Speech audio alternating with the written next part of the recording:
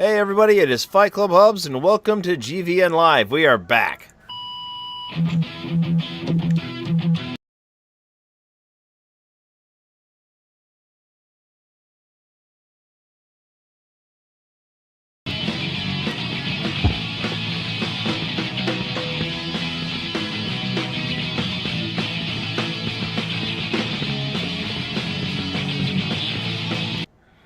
Okay, so hello everybody, Fight Club Hubs once again, and with me is Jan and Mark, and this is the first regular show of 2018 after a long hiatus, and I don't know, we didn't give you much of an intro last time, Jan, so please go ahead and introduce yourself and all that fun stuff. Sure. So, my name is Janice. I've been a big video game nerd since forever, I guess. I don't know. I think technically you could consider my very first video game was the old text/ASCII BattleTech game on PC back in like 1989. I'm old. Sorry. What can I say? But other than that, like, I'm big into fighting games. I really enjoy RPGs. I play a lot of MMOs. So I'm just really happy to be here, especially with you guys, to be able to just sort of talk about games and the things that I really love. Yeah, so it'll be good. We're gonna get to shoot the shit together. All right, so Yeah. so we're going to be changing things up a little bit this year. One of the things we're going to be really doing away with is pretty much just wasting time talking to each other about what games have you been playing lately. Because to be truthfully honest, our time for the last year and a half or so has been pretty valuable, and we haven't been playing that many different types of games, save for maybe later on, like after a few months have passed. So. We are, however, going to do a couple of things. First off, we're just going to go straight into a discussion. We actually have 3 things to talk about today. And one of those is a new topic idea, which is what we call the Gaming Book Club, which was an idea. I forget who came up with it. I think it was Keith's idea, Mark, or Jan. Do you remember? I do not. Okay. Well, we'll just give credit to Keith. And unfortunately, Keith is not here. He is MIA.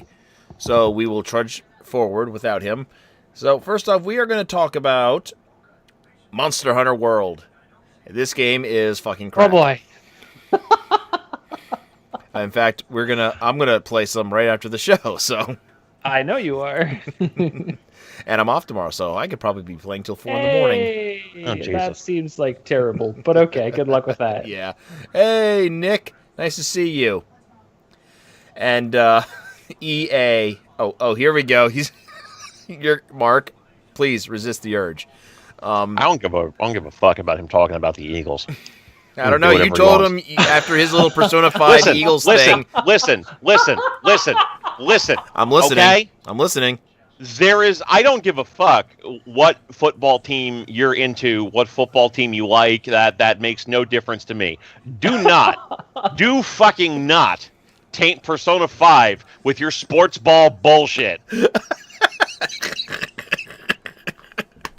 Okay. I, for one, second that remark.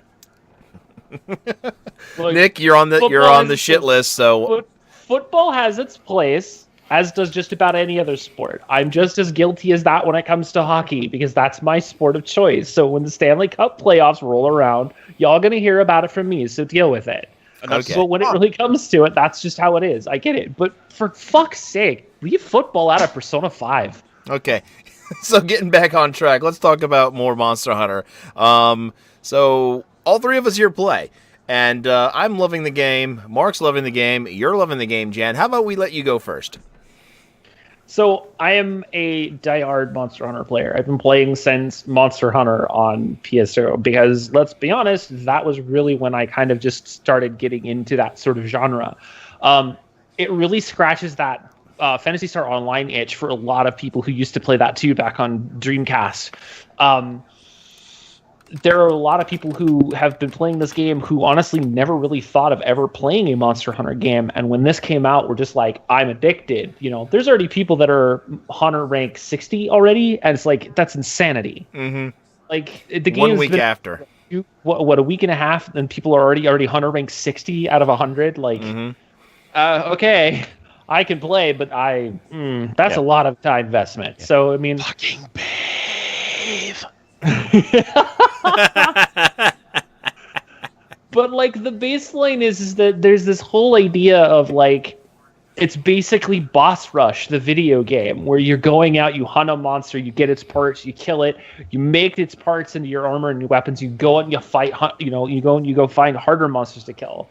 And to me, something like this is just really intrinsically intelligent, because you just go out, you have fun with your friends, you kill a monster, which ends up giving you this epic satisfaction if you're completing it, even if it's by yourself or with your 3 other friends, and you just go out and you hunt just hours on end.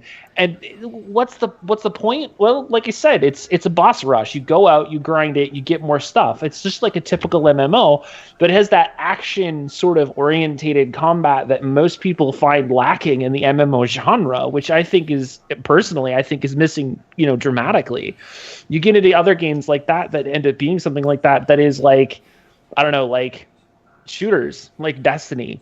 And you get the idea of this is how action games are supposed to play. It's got RPG elements, but it's always about guns. It's not about that idea of the fantasy genre where you can take something and have it be fully action, like you can with, Phantasy Star Online, which is purely sci-fi, or Monster Hunter, which is basically as low fantasy as it gets, and still have the ability to get together with 3 of your friends, have a grand old time, and kill giant monsters the entire time. Now, between Monster Hunter World and any of the previous other games, the first one I really got into was Try, but it was 3U that really sucked me in because, well, there was just some issues with Try that I just couldn't stand the control scheme on the Wii. No offense. I mean, the Wii I thought was an okay system, but it just didn't seem to have the kind of a control scheme that should work with this type of game. Even if, let's say, you had it on, like, standard controls, not the motion controls. For me, after 3U, I couldn't get into 4 or Double Cross because it felt like more of the same with just new monsters being added on, new weapons being added on. It was, they were interesting games that I just couldn't get sucked into them the same way. And I think one of the main aspects for that, for me, was the lack of communication in regards to multiplayer. I mean, I wasn't using Discord really for the last couple of years. I started using it towards the end of last year, and sorry, excuse me. Last year is when I started using Discord, and I just found it a lot easier to communicate. I mean, it probably would have worked better for the handheld games, but it just something about the handheld versions couldn't sit with me. But then I pick up 5. I'm sorry. Can I technically call it 5, or should I just stick with World? Just World. It's just World. Yeah. I mean, everything about this game just feels fresh. It's not like, okay, a new coat of paint with a new like 3 or 4 new monsters thrown into the mix with a bunch of old ones and a bunch of old locales being re-added and a couple of just new weapons and whatnot. Although I have to say I like the fact that they brought back, the insect glaive and they did mix up the weapons a little bit. Like they've changed the combo outputs and all that for some of the weapons, like the switch axe, which is something I've made since 3U. They have a couple different button combinations that seem to work great. I also really like the mountain system with the switch axe. A lot of headshot explosions. I still like the fact that we were farming ZZ the other night, and he got stuck on the mushroom, and I somehow mounted his face, which was kind of fun. How about for you, Mark? How was the overall experience for Monster Hunter?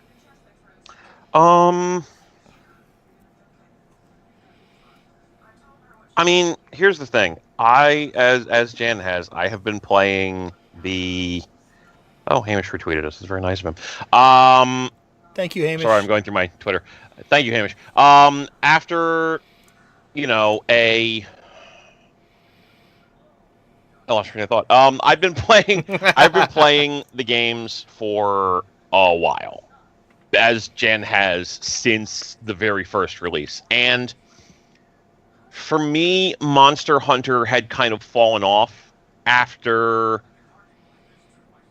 I want to say, probably Freedom Unite, which would be the third game on the PlayStation Portable, because the PSP games were interesting in that they were reasonably close to the PlayStation 2's visual capability, but on a handheld platform, and specifically allowed for local multiplayer, which at that point in my life was a thing that I was very interested in doing, because I could go with my friends out to diners and we would just sit at the diner table, we would get coffee and food, and we would just play for like an hour or two. And then when the games transitioned to the 3DS and the Wii and the Wii U, part of my problem with it was that we wanted a console version finally after 3 different handheld releases that was on a console that was capable of doing more with the games than the Nintendo consoles were. And part of it was just that, as you said, it was just the same thing. Like, I had gone from being super bad at the games with the original Monster Hunter to being okay at the games with Freedom and Freedom 2 to basically being God Emperor of the Universe in Unite. And it was just, I wanted something different. So I've been kind of worn out on the games for a couple of iterations. World is the thing that has brought me back. And part of it is because, the mechanics have changed in ways that are interesting and different. But it's also just, it's a console version of the game that feels like a real evolution, that feels completely different from its predecessors. I mean, there are so many systems that are in this game that have never been done before in a Monster Hunter. In all of the previous Monster Hunters, monsters all just decided to kill you. That was just the way it went. If you went into a zone, it was with the understanding that everything in that zone wanted you specifically dead, and you had to compensate for that. Here, monsters actually have a life. They have an AI table that allows them to ignore you if they're doing something else. You are not the priority of every single monster in the universe. And that's fairly realistic. If you see like a wolf or a deer or a bear, they're not necessarily going to run up and end your shit the moment they see you. And in this universe, like the characters will just like kind of putz around and do whatever. And if they see you, they may not care. They may just walk by you, or they may decide to ruin you. It really depends on the circumstances. And I kind of love that. Like, not just for the strategic value, but because it's more realistic. Mm-hmm. That's good. And I actually have to agree with every aspect of that. Of course, I mean, there are definitely some imperfections with the game. Sometimes the monster AI doesn't exactly work or make sense. Like, I believe it was the last time we played, we had Anjanath and we were doing an Anjanath or a Rathalos hunt, and Anjanath got involved, and for whatever reason, the Rathalos decided to ignore the Anjanath and just keep coming at us. Well, the Anjanath kept, clawing away at the Rathalos. Eventually, it would turn around and attack him, but it would just constantly fixate on us, which, it didn't seem to work right with the AI script in that regards. I have to say, though, there are a couple things that don't seem to sit well with me. Is like well, I do like the new inventory system, how they separate, like the ammo and the items, and how they have a new auto-crafting system, which makes it so much easier to, like, let's say you run past a bush, you grab an herb, and it automatically makes that potion for you, and you grab a honey while you're running, and it makes the mega potion for you, which is really convenient. If you have... It seems inconsistent because suddenly, all of a sudden, you'll be picking stuff up and you'll be full faster than you realize, and it just makes it really hard to, like, cultivate what you need in terms of making for crafting and all that fun stuff. Especially, well, I mean, the game will auto craft if you have space for the auto crafted item. Mm-hmm. Mm-hmm. So if you're low on mega potions and you pick up honey and you have potions, the game will say, "Oh, you have a potion. You have honey, You don't have a full amount of Mega Potions. Bam! Smash them together, throw it into your inventory. If you're full on Mega Potions, it's just going to say, okay, I'm just going to put the honey there. If you then use a Mega Potion, the game doesn't know to go and like make that. Like that's not what it's there for. It's there to smash stuff together on the fly while you're collecting. So it's still your job if you use 3 of your Mega Potions to then go hide somewhere and put that stuff together. If you fill up, it's just because you either didn't have enough, like you had everything completed, or you just didn't have an autocorrect, like an auto assembly type deal in place for that particular item.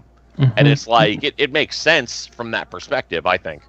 Okay. Well, the other part of it is too is that if you're playing and say for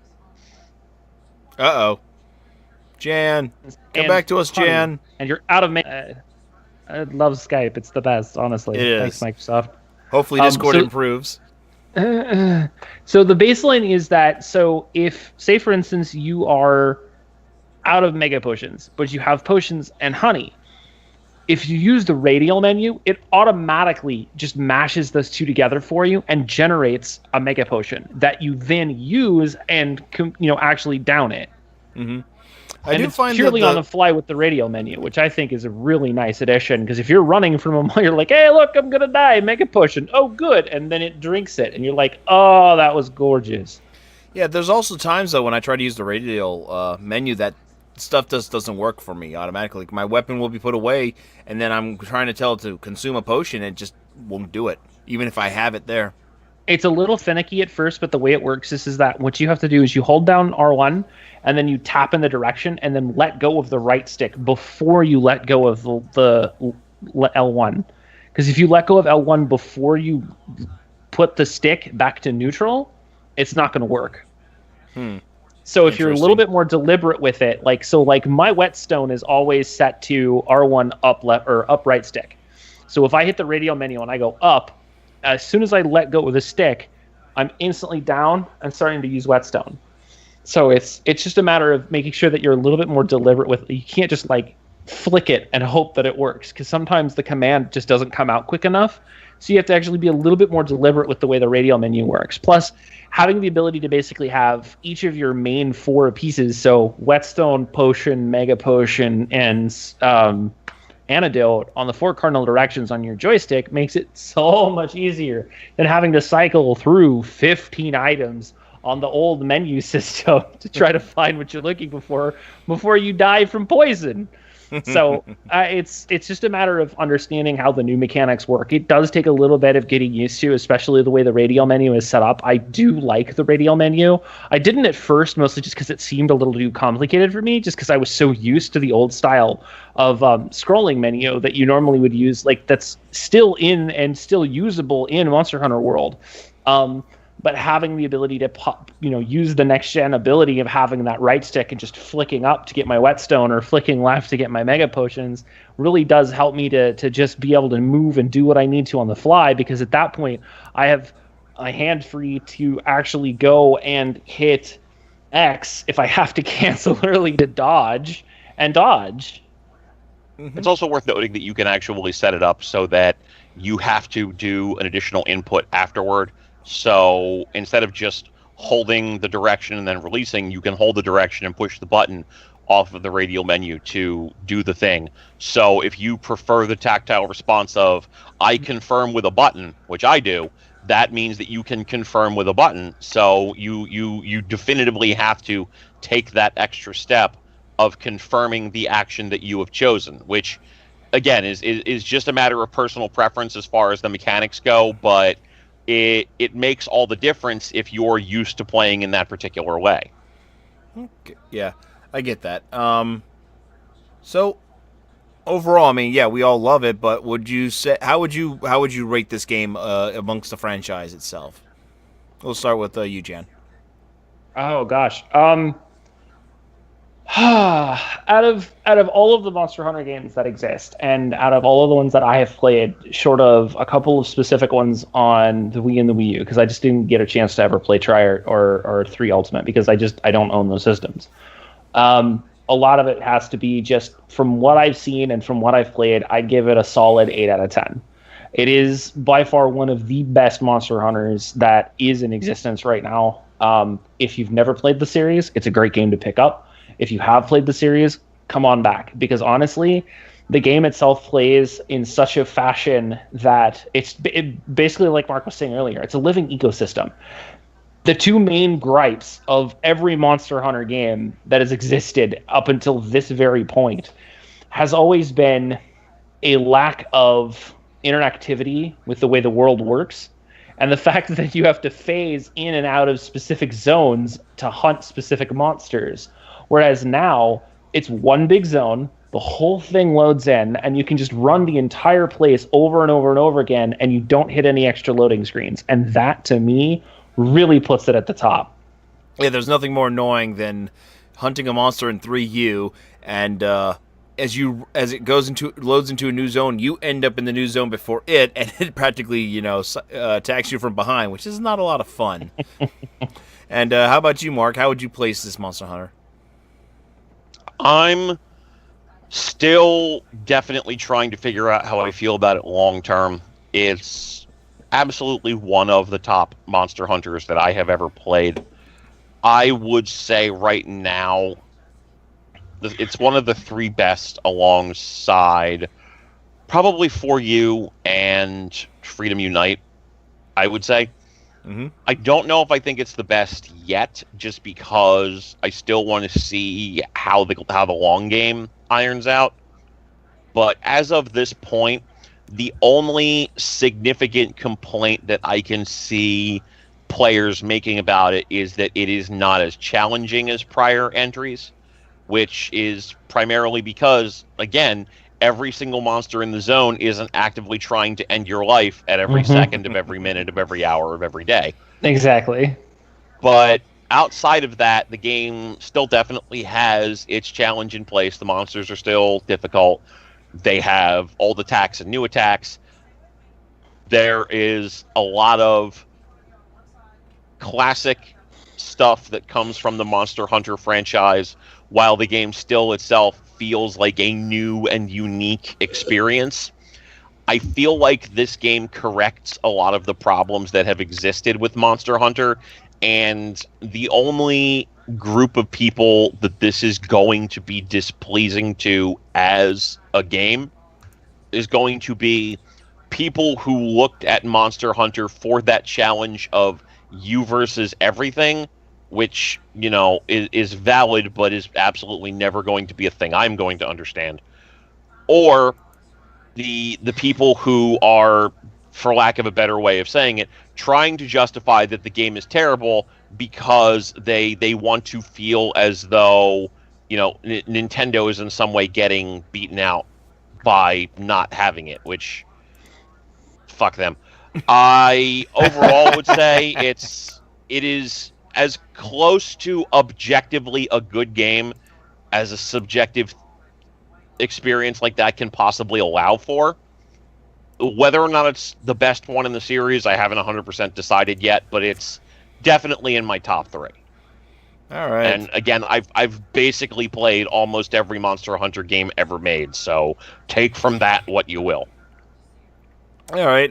For me, having only played 4 Monster Hunter games, well, I guess you can count Tri and 3U as practically one game in the same at this point.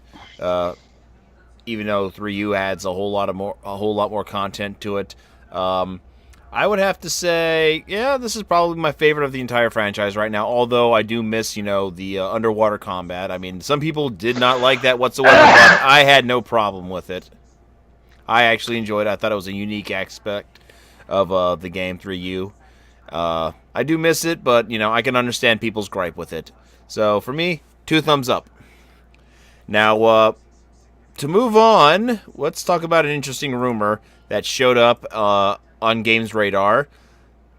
Apparently, there's word that Microsoft is looking to possibly purchase Electronic Arts and or Valve. Now, in my personal opinion, I don't think there's a chance in hell that Microsoft could buy Valve, but I do definitely think they would try their hand at maybe purchasing Electronic Arts. And if you read the article, he kind of breaks down like reasons why Microsoft would go after certain companies and whatnot, and it's an interesting read. But again, at the end of the day, it's just a big rumor. And let's talk your thoughts. Do you think Microsoft would pull the trigger on stuff like this? Do you think this would turn the tide of the console wars in this generation, or do you think Microsoft is too far behind that even if they acquired EA, it wouldn't make a difference? Yada yada. Let's start with you, Mark. I mean, I don't even know where to begin with this as a concept. Like, I guess the two major questions are: could this happen, and what would be the long-term effect of it happening? So, could this happen? Probably. Microsoft, despite its general lack of success in the modern console era, is still one of the largest damn companies on the planet at this point. And like that's a thing that we really need to take into consideration here. Microsoft's failing video game business is one very small part of its overall business model. So it kind of needs to be remembered that they have shitloads of money that they can dump into making this happen in some form or fashion. On the other side of things, why the companies that we're talking about purchasing are video game companies. They live or die by their video game company-ness, for, lack of a better word there. And like EA is a big company, Valve is a big company, they're not Microsoft sized. So if there's enough investor cash around, if there's enough capital around, sure, Microsoft could buy one of these two companies or some other related company. But I mean, so could Apple, so could Amazon. Is Microsoft likely to do it? Maybe. But I think it's worth considering why they would buy each of these companies, because there are major reasons, like there are major differences between why they would buy something like Valve versus why they would buy EA. And I would think that an acquisition like this would not be to bolster the failures of the Xbox One, but to cement Microsoft across both the console and PC marketplace as the only place to go for gaming. And that would definitely be a big thing to happen, especially if you look at what EA would bring to the table if Microsoft bought them. EA, on top of the fact that they have a huge library of franchises, they also have a whole bunch of development studios underneath them. I mean, granted, they've closed at least like 12 of them in the last 5 years, but they still have a whole bunch of them. Microsoft immediately gets access to every single intellectual property that EA owns. Mm-hmm. So they get access to all of the Origin stuff. They get access to all of the Maxis stuff. They get access to all of the stuff from Irrational, from Bullfrog, and so on and so on and so on. And for as little imagination as Electronic Arts has for that sort of wide catalog of gaming, Microsoft is absolutely the sort of company to say, here's $5 million, make a modern version of Magic Carpet, and let's see what happens. Mm-hmm. Here's $5 million, make another Dead Space, and let's see what happens, et cetera, et cetera. Not only that, Microsoft then gets to immediately integrate the Origin platform into games for Windows. Considering that the Windows Store has been a complete big flop for them. Oh yeah, absolutely. And it's, games for Windows platform. Let's be clear, the Origin Store is shit also. Yeah. But you're talking about two individual groups that have just enough of a hold in place because they have some games that people want to play, uniting together to create a storefront that while not on par with something like Steam, it is definitely going to be a place people can go to get games. It's going to be not necessarily competitive with Steam, but it's going to be a platform people won't be able to just stick their little finger up at and say, no, I'm not fucking installing this, like you do with Uplay. Yeah. Now if they go and they buy Valve, it's fucking over. Like, that does nothing for the Microsoft Xbox One. It does nothing for the Xbox One as a platform. But that basically gives us Microsoft Steam. Like, the Windows Store is gone. Steam becomes the de facto app that is installed to every single Windows operating system for the sale of games and applications. It's weird. Like, people who are complaining now about the DRM that Steam does will shit themselves at like what is coming down the pipe for that. And like, that absolutely gives Microsoft the biggest handhold in the PC marketplace, and also indirectly probably bolsters competition from people who, as little as they are interested in dealing with Steam, are even less interested in dealing with a Microsoft run version of Steam. So there's definitely a big financial benefit to Microsoft for it, but it probably also gives, like, GOG a huge kick in the ass as well. Mm-hmm. So, how about your opinions on this? Like, do you see Microsoft definitely putting their effort forward to acquiring one of these, maybe acquiring both of them at the same time? What's your thoughts, Jan? Okay, so if they go for Steam, it's a play for PC. If they go for EA, it's a play for console. Microsoft has always been diehard about making sure that the Xbox and the Xbox One, the Xbox franchise is their de facto couch gaming system. If you're going to be on a couch, you're going to be playing Xbox. If you're going to be watching television, do it through Xbox. If you want to make sure that it works, do it through Xbox. That's how their E3 conferences have been going over and over and over. It's all about the console. It's about the power that they put into the console to make sure that they do that. If they decide to completely forego the Xbox hardware and just drop it like a bad habit, which, let's be honest, is probably a good move at this point, and vie to buy out Valve, then yes, you have a de facto system that is basically able to be used at your desk, at your couch, wherever you want to, because Steam already has the hardware in place. They have controllers, they have Steam Link, they have Steam boxes, everything that you need that has everything Steam already on it, now just with a Windows overlay. And the problem with this is that there's one other company right now that I could honestly say that has a really surefire foothold outside of the United States that isn't Steam, and that's Tencent. Tencent is the Chinese company, and they have a tool called WeGame, and it is basically Chinese Steam.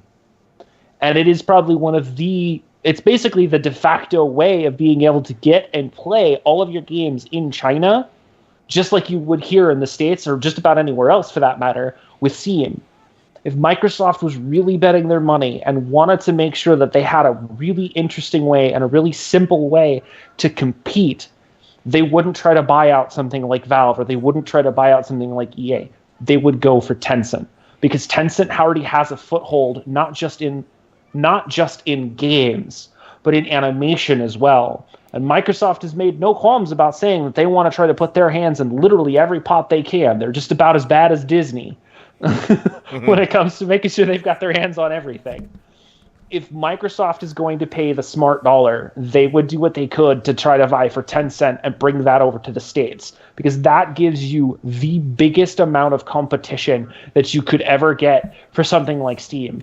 Because all of the games that you can get on Steam, you can get on Tencent, and you can tend to get them for cheaper. And a lot of that has to do with the fact that it's Tencent and it's China. These aren't knockoffs. These are the really full versions of these games that you can get on Steam for half the price.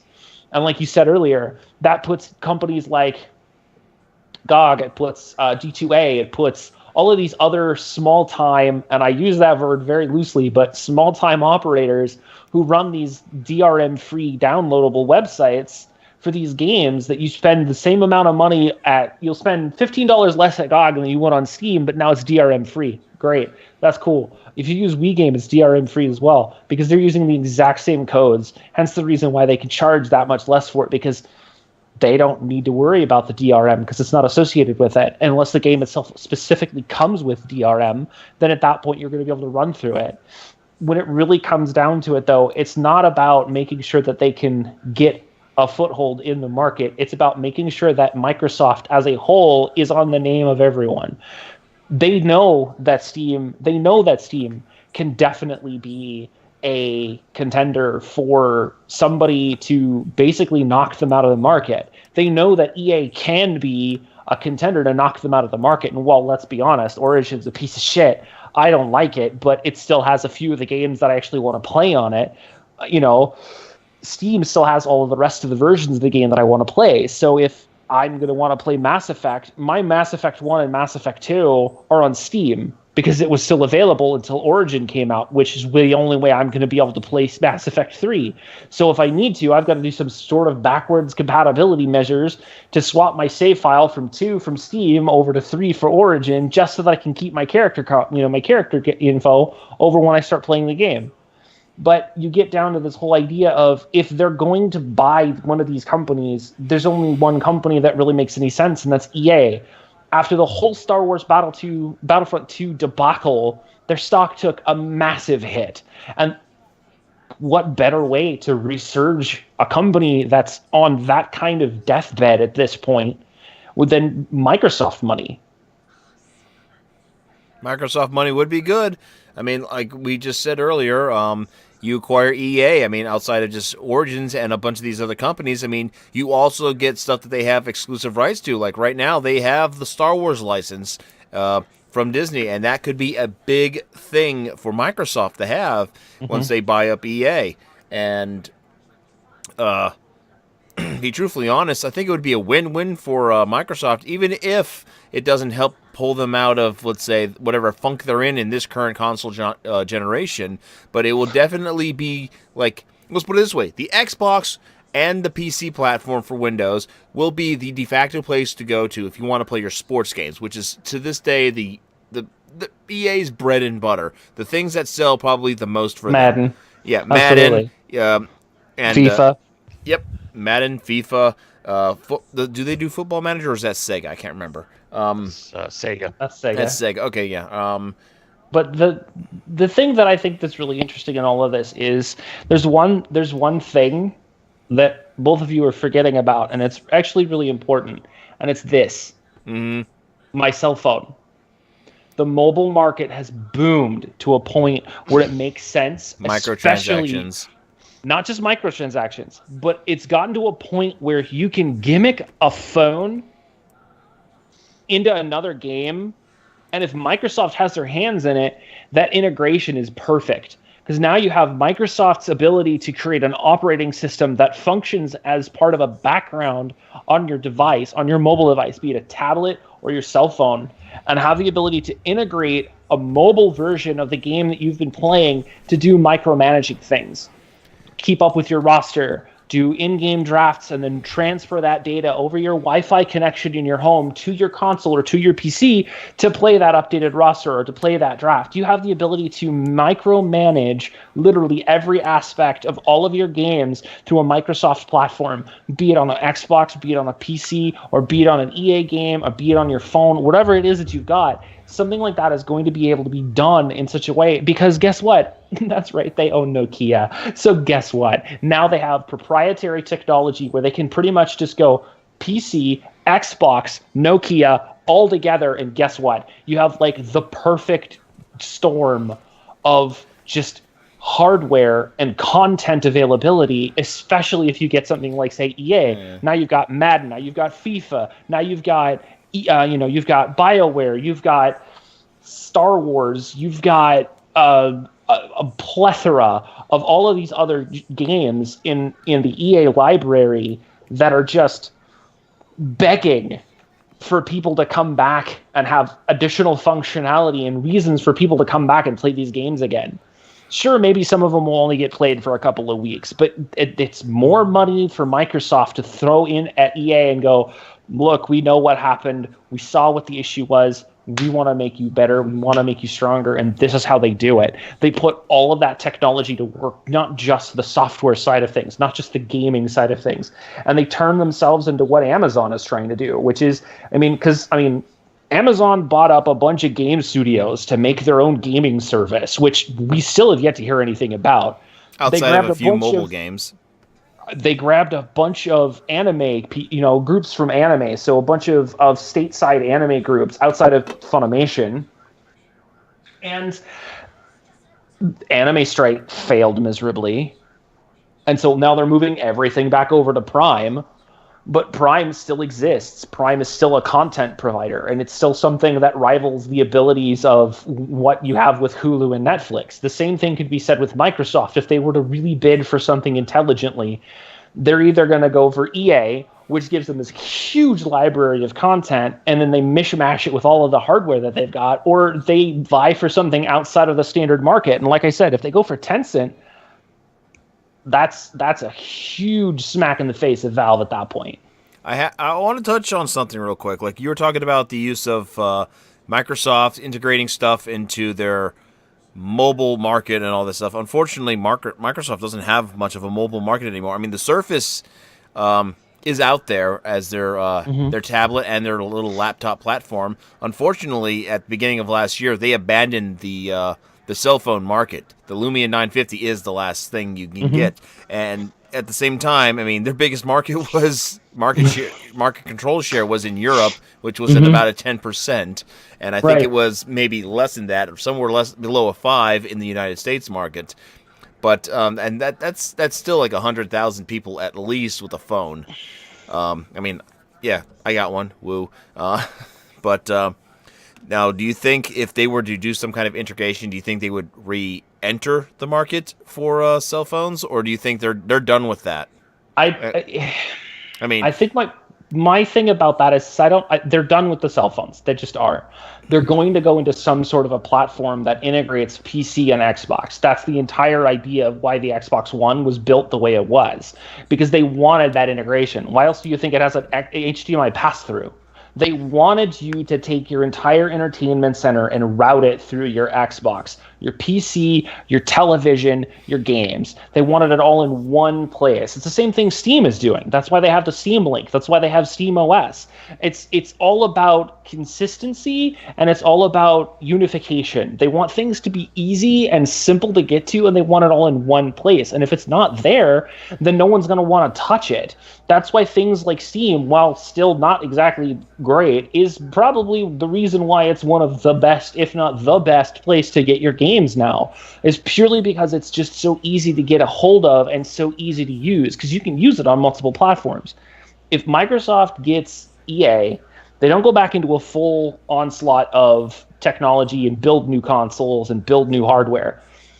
The smart buy for me is if they get EA, they stick to the unification process.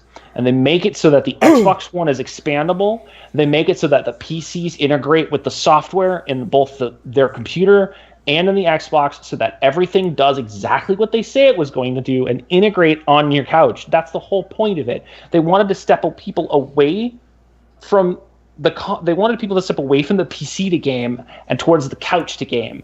And they wanted people to have that freedom to be able to be away from a desk and a keyboard and have to worry about wires and cables and headphones and all these other things that just are cumbersome when it really comes to PC gaming. And while I am diehard PC, I have a console, but you know what console I have? I don't have a Microsoft console.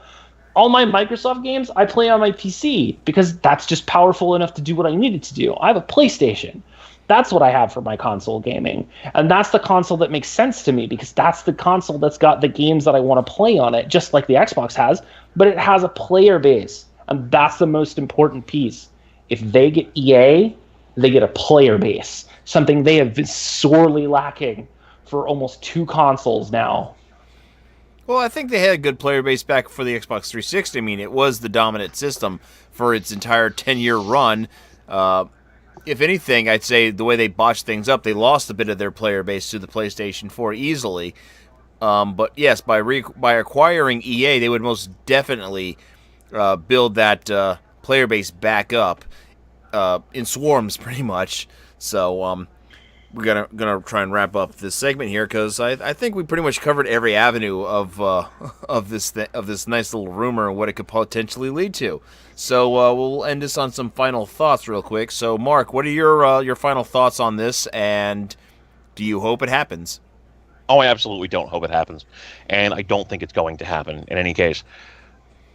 Companies the size of Microsoft generally do not throw that much capital at other companies. They wait for a fire sale for all intents and purposes. Nobody was chomping at the bit to buy THQ when they were still some degree of viable. They waited until THQ shot themselves in the ass and then picked the bones.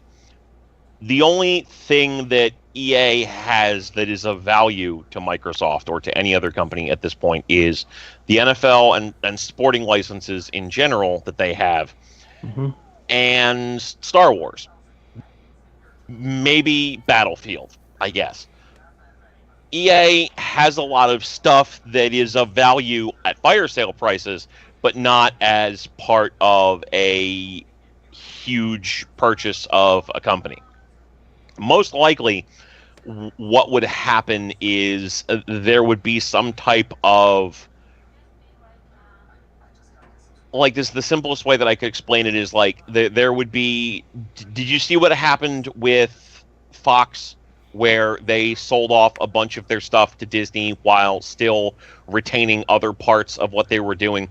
I could see EA doing something like that, where they sell certain things off piecemeal to get it out of their particular hair. But I don't see EA being particularly interested in selling, just because if they had the money and the wherewithal, they could easily take all of these old classic games that they have and sell them through Origin. They could build themselves up somewhere. They just don't want to. I don't see EA selling. I could see a hostile takeover, but I don't see EA selling themselves to anyone. And I don't see Valve selling themselves to anyone. Like, these companies are making money. They're not reporting major losses. They're not reporting, any type of significant financial hardships. And I don't see Microsoft trying to make a purchase of that size. A smaller organization like Skype that they can integrate into their business model, absolutely. EA, they could buy another Rare, or the developers of PUBG, for example. That would make a lot more sense. And as Finish Screws points out, EA is probably more likely to sell themselves to Disney anyway, because Disney has their fingers in the Star Wars license with EA. So it would make a lot more sense for Disney to be like, look, we want an in-house game development team, even though we've screwed this up royally the last 2 times we tried to do it. Surely this time it'll be fine. They would buy EA. And EA probably doesn't want to sell to them either, but it's far more likely to happen that way. Cough, cough, Disney Infinity. Cough, cough, LucasArts. Look, my final thoughts on this is basically this.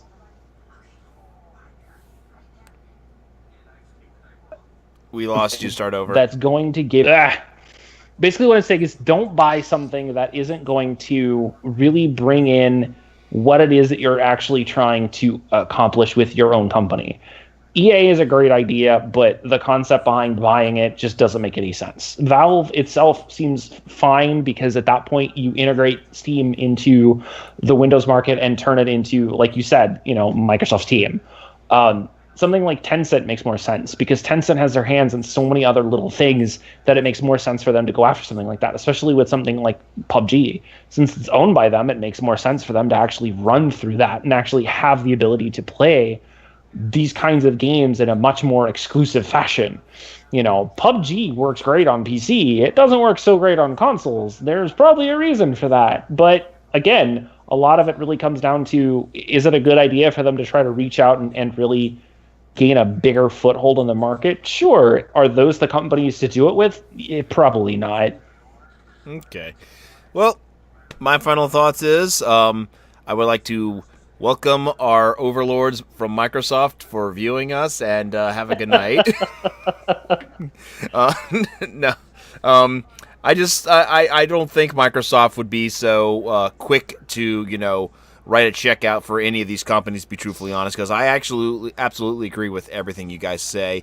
Although there are definitely some merits to possibly owning EA, and definitely merits to owning Valve. Microsoft is in a position where they don't exactly need these companies right now. I mean, they're building, like you said, they're trying to establish their little Unity system between their PC and their Xbox platform, and they're doing a pretty good job of it. Although they did flounder quite hard at the very beginning.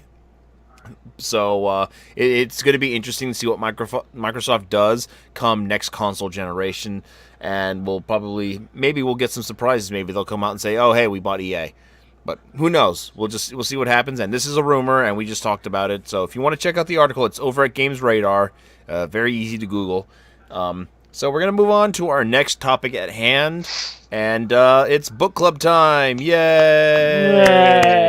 So this idea was tossed around when we were bringing the show back out of hiatus. We were doing some discussions of what we can do to bring in new content, and we kind of decided, well, the idea was thrown around of a kind of a book club idea where someone nominates a game. Maybe once a month we'll do this, every other month, and the game that was nominated was Doki Doki Literature Club.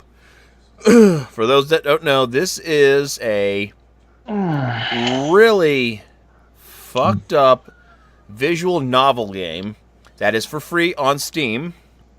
I don't know where to begin with this, because because when I went into this, I saw maybe a couple people stream it, but I didn't get that far into watching the stream because, let's be honest, I don't find visual novels that fun to watch unless somebody like Mark or my buddy Sadosha is playing them. I mean, because you guys at least add some kind of, comedy to it with your comments and whatnot in regards to the characters of the game. I need to point out your little Nico Para playthrough, Mark, from Nico Para. Oh, from a while boy. ago. That was kind of entertaining. Yeah. That was. How is that even Twitch appropriate? Come on now. Look, there's Some a things version slip that through the doesn't crack. have nudity in it. There's a Well, version that's that doesn't true. have nudity in it. That's true. Some things do fall through the crack, but Oh, you know what? thread deal. I really don't have the words to really intricately talk about what this game is truly about, so I'm going to hand this over. Well, who wants to talk about it first? Okay, you can go first. I mean, you had the hands up. Mark has the fingers up, but Mark's already flipping off the screen, but he's always flipping off the screen. Let's be honest. He perpetually has middle fingers at your face. It's just what it is. Yeah. So Look, I mean, that's my whole gimmick. That's because it's you. If you pull off your mask, it's just a giant finger flipping you off the entire time. That's just how it works. We already know this. We've seen it already. It's okay. It's nothing worth it. Look, Doki Doki Literature Club is a visual novel. However, it's also really fucked up. And the reason why I say that is because, two reasons. One, the subject matter. There's a reason there is a trigger warning before you even get to the main menu. It even asks you at the very beginning, are you okay with it?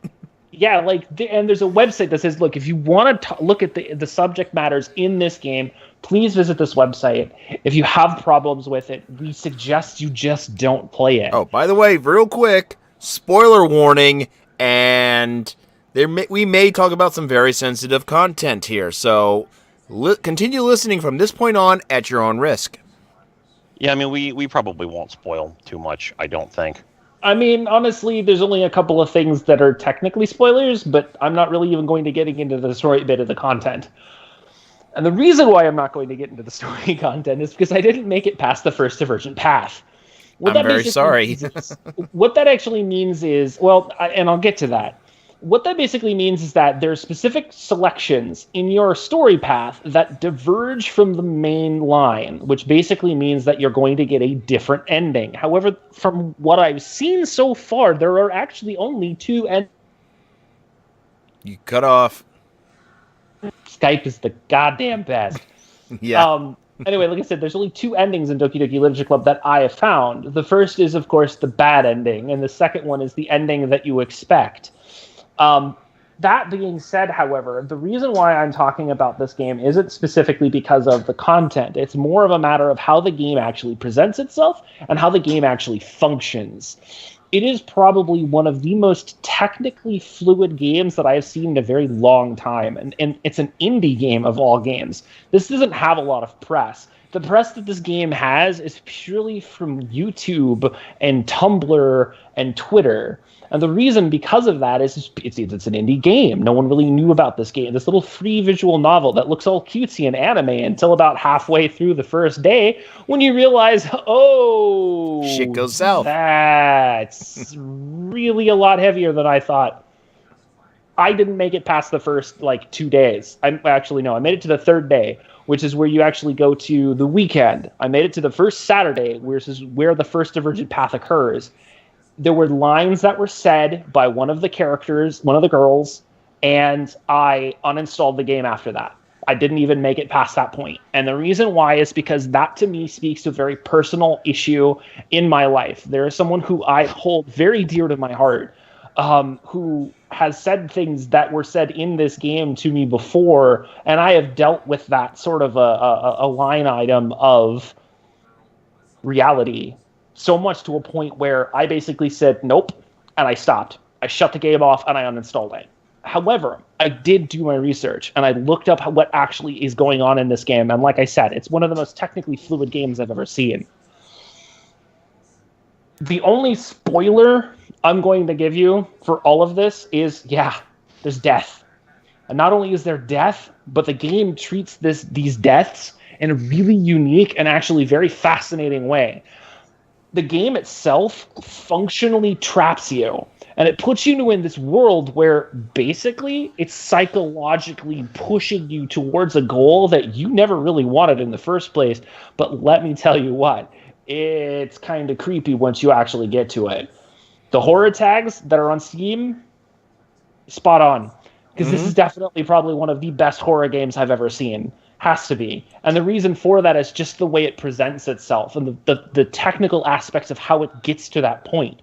By literally deleting the character data that it would normally call out to in the code to find those specific characters. So much to a point where they come back into the game as errors and glitches. Even to a point where the game itself will just completely throw you. If you haven't gotten a chance to play it and you aren't that sensitive to these kinds of subjects, I highly recommend it. Just remember one thing.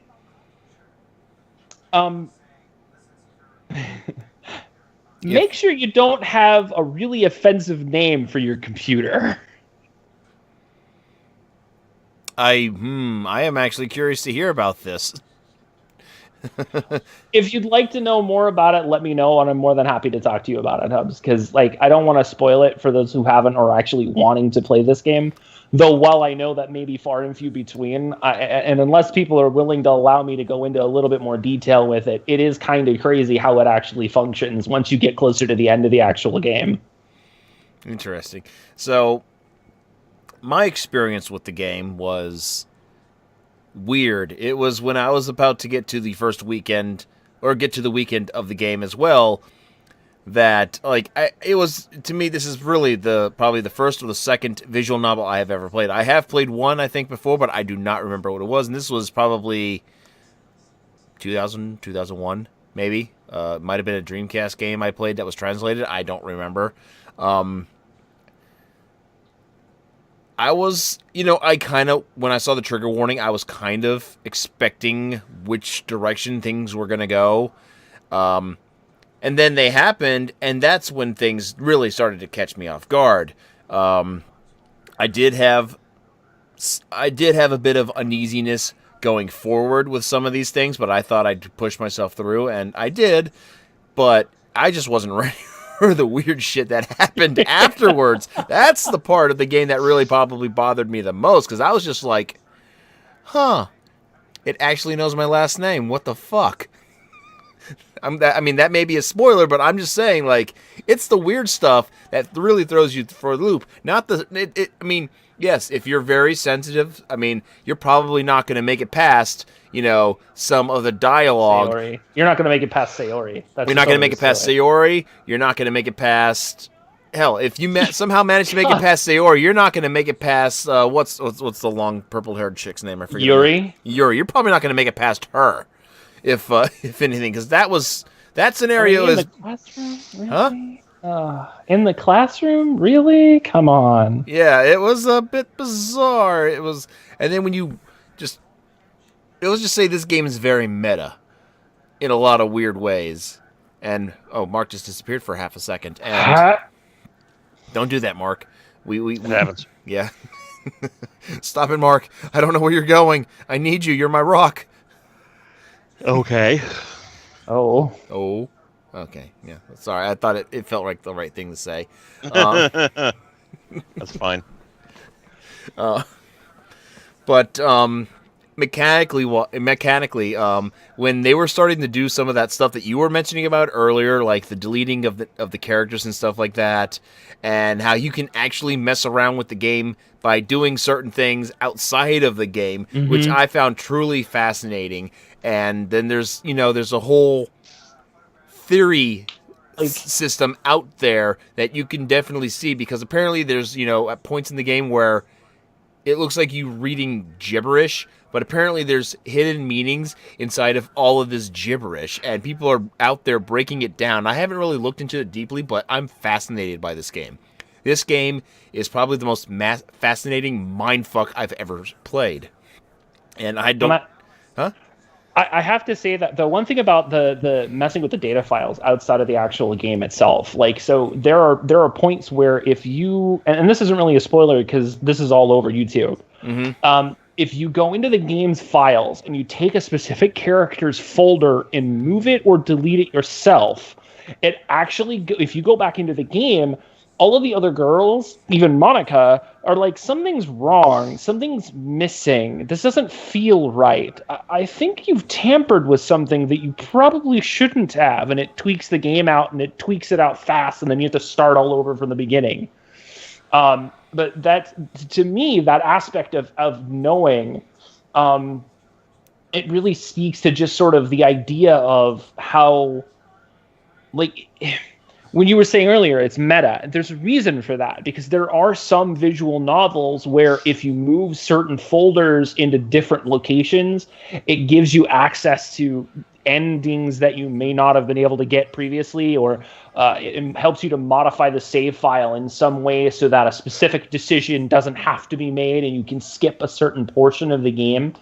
That is part of the reason why they did what they did with the being able to move the folders and stuff in Doki Doki Literature Club, is because you move that stuff and it tweaks the game out so much more than you anticipated it to, that it actually errors out and you have to start over from scratch. Okay, Mark, it's your turn. Share your thoughts. I find that Doki Doki Literature Club is, as a game experience, is a very interesting example of how a developer can generate a lot of hype for something free simply by taking stuff that other people have done and implementing it in a way that the vast majority of players don't expect. Let me back up a bit. A couple of years ago, game came out that was more or less developed by Committee, a visual novel that was a dating simulator, totally free, that took various and sundry discussion boards, live streams, etc. by storm, known as Katwa Shoujo. I don't remember exactly what that translates to in English, but it was a game about dating girls with physical disabilities. Oh, right. What? I remember this one now. No. Okay, I remember this one now. I was like, wait, I know the one you're talking about, but I can't remember what it's called. But so you would have four different girls that the character five different girls. Five. The character could date.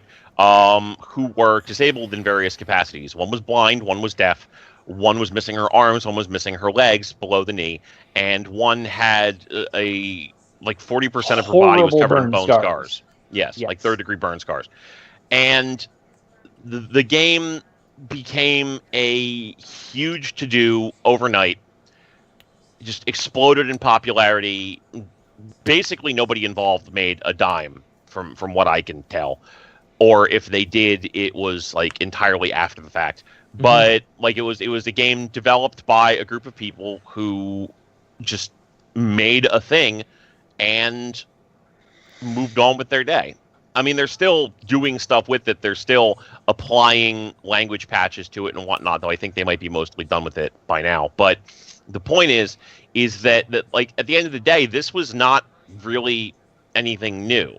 The only thing that was new about it was that you were dating girls with physical disabilities. Everything else about this game as it existed had been in visual novels for decades at that point. The main things about it were the novel concept, dating girls with physical disabilities, and it was free, basically.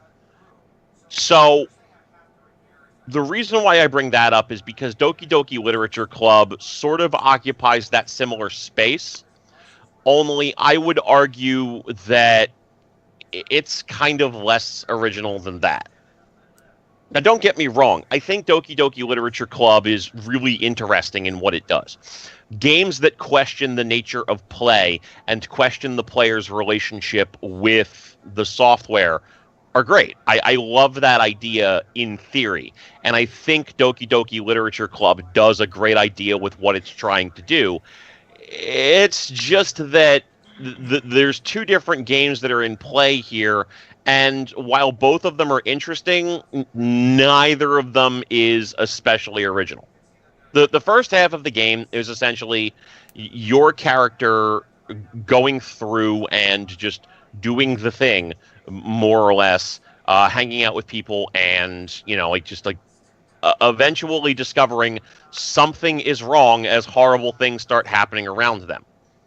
And that's interesting from a presentation perspective, and I think that's really neat, but like that in and of itself isn't anything new, We've seen that with Corpse Party for years now.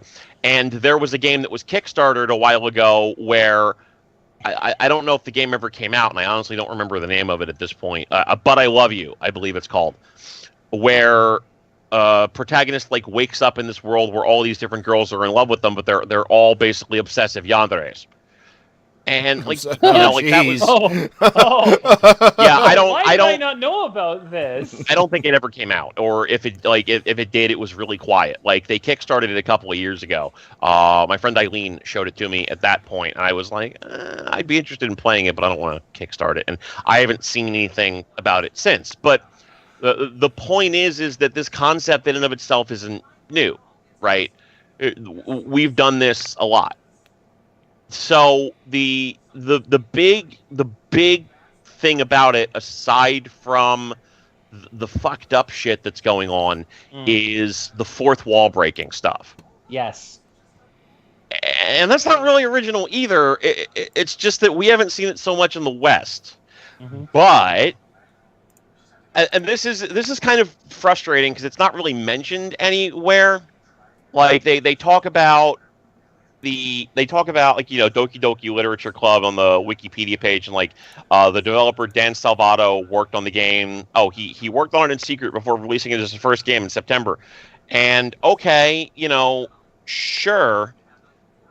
He talks about like all the different elements. He says that he was inspired by, quote, things that are scary because they make you uncomfortable, not because they shove scary looking things in your face.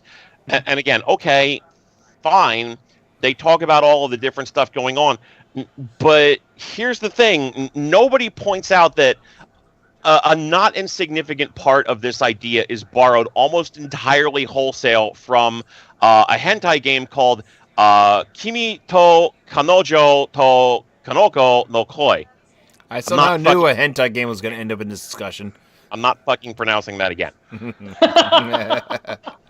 I don't blame you. This game... this game, it's never coming to the U.S. It's like 5 years old at this point. It's not coming out. The basic gist of this game is you play as this dude who has a dark-haired childhood friend who pretty heavily has a crush on him. You meet another girl who is like, pink-haired and bright and fluffy and shit, and is a little weird. The first playthrough of the game, no matter what, you end up dating your dark-haired female friend. And she's like, oh, well, I love you, blah, blah, blah, and whatever. And every subsequent playthrough, if you try to get with the pink-haired girl, the game railroads you back to the dark-haired girl, and she starts, dropping lines just like last time and stuff like that. Whatever. Time goes on. Eventually, you figure out a way to get to the other girl's route. And she's like, oh, I'm a hentai game character, and I need to basically fuck everyone in order to survive, which is okay. And then the dark-haired girl comes in after you're done having sex with this girl, beats the protagonist to death, beats the pink-haired girl to death. And he's like, what the fuck did you... And he's like, he's lying on the floor dying. He's like, why did you do this? She's like, you told me you loved me. And he's like, what? I never did that. And then she's like, no, not you. And then looks at you, the player. Yeah. And calls you out and is like, you told me that you love me. You fucking lied to me. And then from that point fourth forward, wall is great. The game actively rewrites itself. Like, you can't interact with it beyond doing certain specific things. Now, let's be clear, this kind of fourth wall breaking stuff has been happening more and more on PC as time has gone on. Doki Doki Literature Club is certainly not unique in that regard, and nor is Kimi to Kanojo, blah, blah, blah. For those who spend any kind of time dicking around in the creepypasta fandom, Sonic.exe and Sally.exe both look at your computer to find information about you as the player. They look to your computer name and things like that and specifically give you information that it can find locally to screw with the player. It's neat, but it's a mirage. It's a parlor trick. It's, well, here's the quarter. Oh, where did it go? Oh, it's behind your ear, that kind of thing. It's nothing. It's clown shoes. Here's the thing. The reason why I say Doki Doki Literature Club, whether its creator admits it or not, actively borrowed from Kimi to Kanojo, etc., is because in order to fix Kimi to Kanojo, etc., you eventually have to dig around in the stuff that you get for the game to find like a serial number or something to that effect, which you have to decode to get the phone number for God. Because one of the other girls, like the pink-haired girl, claims that she talks to God on the phone, and like you have to call God yourself in order to fix the situation. So you call God up, and he's basically like, well, you can only fix things for one of these girls. What do you want to do? And you can then choose to fix things for one of the two girls, at which point the game is kind of hard locked in, and the only way you can go back through it again is a hard reinstall and reset of the game. Which is basically what you kind of have to do with Doki Doki. Yep. Yeah. To a point where you have to hard modify the game's files in order to fix the game, and then the game won't let you progress forward without completely reinstalling it. And again, like, that's not necessarily new. Pony Island did that in the beginning of 2016? No, 2017. And before that, Undertale did something like that. Yeah. But I specifically feel like Doki Doki Literature Club is borrowing from Kimi to Kanojo, etc., just because this game has been out like 4 or 5 years. I find it very difficult to believe that this content creator wouldn't have eventually discovered that this game existed in the circles that he would have to roll in order to make this work. That's just not a thing that ever happened. And like, listen, I'm not bent at him for doing it. You do you, and that game's never coming out to the US. I just feel like it's worth noting. At the end of the day, if you want your free game to be a success, borrow from porn, basically. Borrow ideas from porn. There you go. borrow from porn. I don't know if that's really where we want to end it. That is a hell of a moral.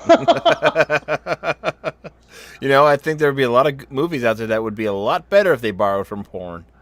Then again, there's a lot of porn that I would be like, you should probably better borrow from the actual source material. So who knows? They do. They have spoofs of shit like Simpsons. And for whatever reason, Kotaku wanted to rub it in my face that they're making a porno based off Rugrats. Oh God, why? I have no idea. Terrible. Look, thank you, Kotaku, thanks, Kotaku. for ruining my childhood. But listen, Kotaku isn't the one that ruined your childhood. That's Wood Rocket, sir. Yeah, that's true. Mm-hmm. I look at it this way: Doki Doki Literature Club has a really solid idea behind what it did for its mechanics. It's not something that you've not seen before. Obviously, we've seen a lot of it in a lot of different things. But when it really comes down to it, I think the big reason why this game hit such success and why it just exploded the way it did is because people are looking for IPs that have the ability to really push the envelope for themselves, especially in a world of instant gratification of, hey, I don't have to pay for the game yet. I can watch someone else pay for it and watch them play it and then decide if I want to pick the game up. And if it's free, all the better. I'll watch them go through it, and then I'll try to do it so that I don't make the same mistakes and have it be different for me, except for the fact that it's a visual novel, and that's not going to happen. But really along the lines of the idea of reading along what you can do, like having the game read your local files and figure that out, there is a point where Monica does actually break the fourth wall to a point where she actually calls out you, the player, to actually see what's going on. And there's actually two different variations on that, which is what I was getting into. The first variation is obviously it knows your last name, but there's another variation of that same ending where she actually calls you out by your first name. Even if your computer doesn't have your first name on it, it has the ability to find your first name, which is something that I found was actually very original in that there's not a lot of other games that do that fourth wall break and actually pull names out of its ass, which I thought was kind of neat. But outside of that, really, I mean, the main reason why this game got as popular as it did is YouTube. Yeah, YouTube. It's the Five Nights at Freddy's syndrome. Yeah. It is. A bunch of people played this game and put up videos of themselves. Oh my God, what the fuck? Ah! Yeah, overreaction videos. Yeah, and it's like, listen, there's fucked up shit in this game. Absolutely, there is fucked up shit in this game. But like that is the reason this game is as over as it is with, the casual crowd, because of all of that. Yeah. So I don't know where to begin now to say it, because after you guys just, outside of YouTube, I would have to say that in regards, I would say a very small majority might even know about the game that you were just talking about, Mark, that the Doki Doki was actually borrowing from. But I would say the majority of the people who do pick up the game outside of YouTube are just looking for something to just give them a culture shock. And the game, for the first half of it, does give you a culture shock. And then it just mindfucks you from then on. And I think that's what a lot of people are really looking for, something different. And I think that's why Doki Doki got really popular, especially if you look at the Steam comments, Steam reviews of the game. A lot of people are just, some of the reviews are so creative that they're literally writing in the same type of gibberish style that you find in the game itself when hell breaks loose. I personally find the game to have been really, what are the right words for this? I think I said it earlier. Just a very interesting, unique mindfuck.